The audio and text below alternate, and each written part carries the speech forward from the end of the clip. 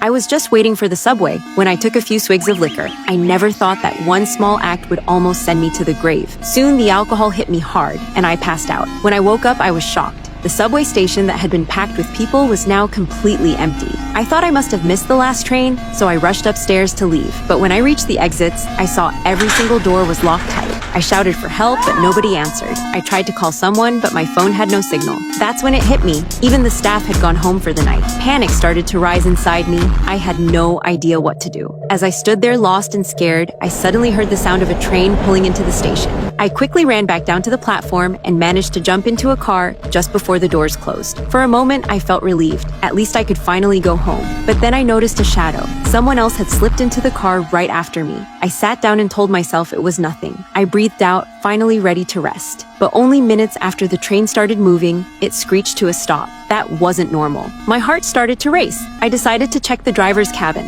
I walked through several cars and knocked on the cabin door, asking why the train had stopped. No one answered. What I didn't know was that the driver had already been murdered. Suddenly, every light in the car went out. The darkness swallowed me whole, and fear ran through me.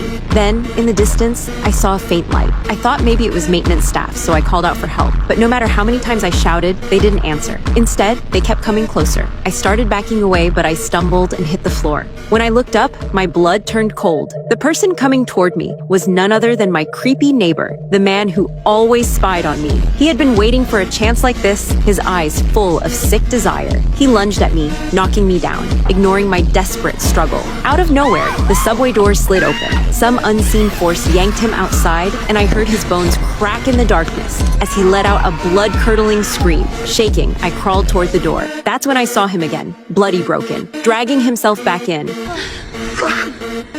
What? I turned and ran as fast as I could, racing through car after car, until I reached the driver's cabin at the back. The door opened easily, and I hid inside. But then I saw a shadow flicker past the doorway. My stomach dropped. I knew I couldn't just sit there. I opened the back door, jumped down onto the tracks, and ran as fast as I could through the tunnel. I finally reached the previous station, gasping for breath, only to realize it wasn't empty at all.